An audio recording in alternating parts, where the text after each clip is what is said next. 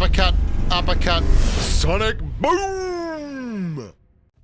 G'day PUBG Mobile YouTube, I'm Bushka, and I'm going to be taking you through the sniping refresher course. This is if you want to get better at sniping, this is a really good video for you to watch.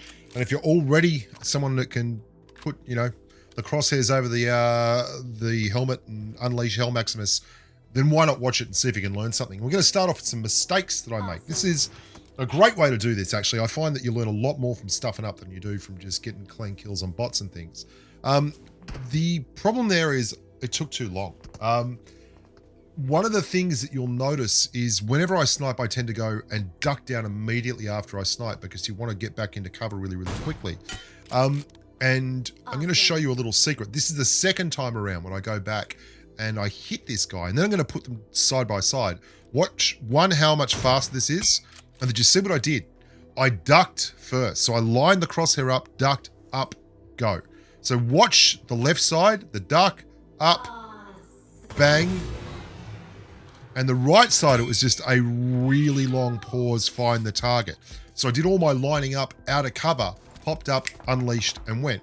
That'll be something that you're going to get used to doing. And what you should do is just, even if it's just some absolute muppet, right? Practice that ducking, practice those quick movements. And whenever you get the shot off, practice immediately ducking back into cover. And you'll get used to, there's obviously a gunfight going on between this guy and that guy over there. And you'll just get faster overall at hitting those headshots. And headshots are obviously where everything really comes home. Number two is your imagination. I want to show you that again because I think that's really important. Imagination is the ability to basically map out where you expect the guy to be. Put yourself in his shoes and then run the simulation, so to speak, and fire at where he's going to be, not at where he is. And you'll note here, I'm like, well, he's got to go back to where he came in. So I start moving back to the top left where that gap in the wall is, and I fire at where he's going to be there. This is a pretty simple example of that. It's still a very good shot on a moving target at just under 200 meters away. But this is a much better example of it. There's a guy up on the hill there. He just knocked and thirsted one of my teammates, and I know he is somewhere around there. So I'm looking for movement. Movement draws the eye. So then I'm imagining he's running, he's jumping, and I'm literally going to track him in my mind. I'm just looking for movement. There's movement there. He's jumping straight into him. And that looks suspect as all hell if you're the bloke watching your death replay. But you can see me. I see a little bit of movement there. I track, and then I lift it for the jump. And he jumps straight into it. Because once you start putting your experience to bear on this kind of thing, it makes sniping a lot easier. You don't have to hit where they are, you have to hit where they're going to be. So if people run in straight lines, even if they're on motorbikes or in cars or whatever they're doing, straight lines will allow you to consistently hit the target. As long as you get used to compensating for speed, like it just becomes a mathematical equation. Now you're not going to hit more than like, you know, it's a small percentage. You're talking like 10% of the shots that you take on cars like that are going to go in. But the more you take, the more likely you are to be successful with it. We're going to talk a little bit now about some of the mistakes people make when facing sniper rifles. You don't want to keep peeking. If someone has a bolty and they've shown that they've hit multiple shots, stop giving them shots. Like, I can't be clearer than that. If someone's shooting at you with a bolt action rifle and you continue to be in their field of view, you deserve it. The other thing is, especially late game, I can't tell you how many times I've been one of these two guys late game where they both get wrecked, and I end up clearing that guy as well, because late game, there is always someone out there with an AWM or a Kar 98 or an M24. And when you peek an open window and hold angles, it's when you hard peek. That's when we say you're not just third person peeking from behind a wall. You have your body exposed and you hard peek. That's when you get in big trouble. When you're reviving in these situations as well, I tend to turn around a lot. I know it sounds crazy, but I move. I know it's nuts, but I figure it's like a tiny percentage chance that it makes it less likely for them to hit you than it isn't. The other thing is, don't be like this guy. Don't jump. If you jump in the air, you are now in a straight line or a parabola where it can be just another mathematical equation. Where is this guy going? Where he's going to be in 2 meters? There. Oh, wow. This one kills me. And I see this way more than it should do. It's a holdover from the whole lie down to spray thing. People lie down to take shots. It doesn't help you with the bolt action sniper rifle. With the bolt action sniper rifle, the first shot doesn't have any recoil compared to the second shot, or the second shot doesn't have any more recoil compared to the first shot. If you're lying down, all you are is immobile. And if you are immobile, then you are so much easier to hit. It's just literally a case of finding the target and putting the crosshairs on it. The other one is AMRs and AWMs. Don't peek them. Like, you can get sold, and people will even like use their body to call out someone like that. You see, that was kind of cheeky what I did there. I got hit, and then I'm like, well, I'm going to hard peek because this guy's going to immediately go for the shot. But I've got an AMR. All I got to do is hit one shot, and I know where his head's going to be. So, and he knew I had an AMR. If you're using a bolty, headshots are the rule, but if they're in the blue, go for body shots. Much easier to hit a body shot. And if you're in the blue and you get body shot, it ruins you. It really does. It's just, especially late game, you're already like at 60% health, and yeah, just a bad idea. Let's actually quickly break down something else that I find people make a huge error with. Like, if you're getting your clock cleaned by someone with a sniper rifle, you need to just be accountable and say that's enough. I mean, you know, and I'll keep changing positions and people will keep focusing in on the same place as before. And by the end of it, you know, you're using your team's meds, people are giving you helmets, and it's just a nightmare. Just don't peek. If you're getting your number pulled every single time by a sniper, just stop peeking. It will get you killed. Likewise, stuff like this, we've all got mates that do this. I just need to go up there and get that last bit of 5.56. It's on the top of the thing. Or I killed a guy up here earlier. I'll go and get the crate. Man, if you've got a level 2 helmet, what the hell are you doing running around on the top of a building? And for God's sakes, don't hard peek. Your mate's just got knocked. You're lucky you had a level 3 helmet because both those headshots hit. And the guys you're fighting already, it didn't matter because he didn't heal back up to 100%. That is the cardinal sin when fighting guys with sniper rifles. That guy had a level 3 helmet as well. You don't re-peek unless you're 100%, because your level 3 helmet won't save you if you're on 90. I'm going to show you now just how valuable a good sniper rifle is. I've only got 2 kills, but this is Miramar. Miramar gets awfully sweaty these days. It's a bit of a nightmare.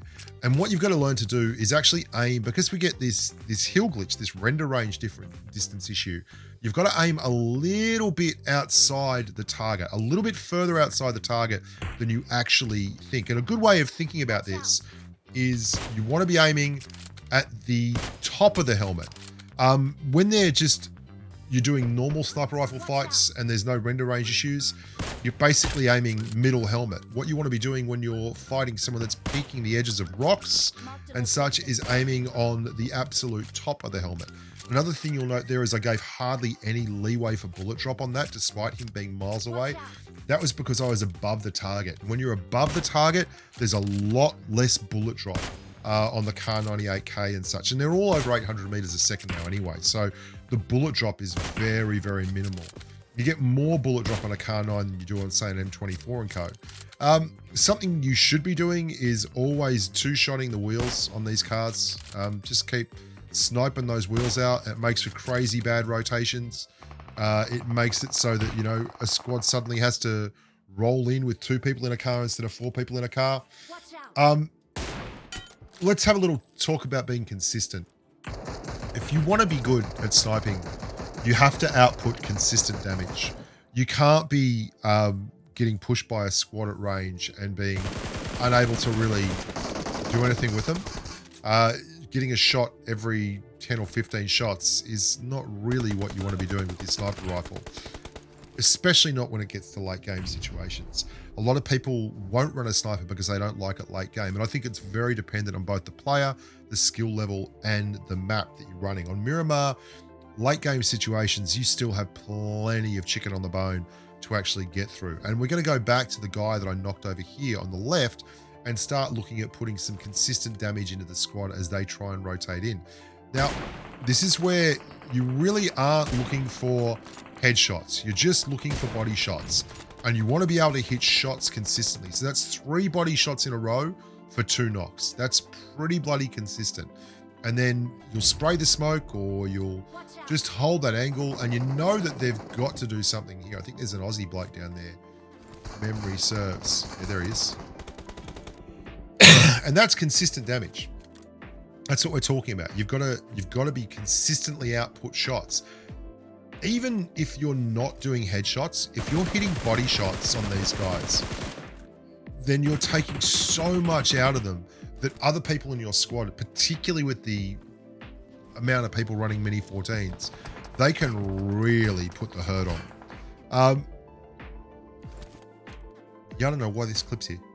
This is just a clip. So this is like, I mean, if you're going to attack someone and then just run away in the open, I don't know. That's just dumb play. I don't think anyone really needs to see much about that. Pushing on sniper rifles is a great thing, particularly late game. It's a really good way of getting a knock and moving forward. And you can leave someone with an AWM or an AMR. I wouldn't do it with like Kar 98s and M24s because they will be able to really clear a target very easily. So if you're pushing a squad house and you have someone with an AWM or an AMR overlooking from a long way away, it cuts off the options on anyone who is high and mighty. Also, again, this is the blue. Like, if you're in the blue, it's a bad time to be taking on people with sniper rifles. Like, it's just lying down and spraying with an M416 is so brain dead. This is, again, just people will consistently peak the same places. They will consistently peak the same places. Make sure that you relocate. And if you see a guy get knocked by a headshot from a sniper rifle, don't go and re-peak the same place that the guy got knocked from a headshot with a sniper rifle, because you'll tend to just die. And they all go down. Excellent. This is something that I know from experience. See how I'm ducking down here? It's because if there's a guy looking across the water and he's sniping, it's probably because someone's sniping him back. So when you're going into a situation, you see someone lying down in the grass, be very, very aware of the fact that there's probably someone that they're fighting with. And people are so sweaty. Sniper rifles are great for that. If you run around with a sniper rifle and a guy hits it, like tries to do you like that with a level 2 helmet, it's so easy to turn around and just snap him. Again, late game, make your headshots, 2 knocks, and hit the 3rd as well, but didn't get the clear. I ended up losing that. I pushed it. I got 3 out of the 4, but didn't get the whole lot. Anyway, I'm Bushka. I think that's about enough for the sniping right now, isn't it? Thank you so much for watching. Thank you for being wonderful supporters of the channel.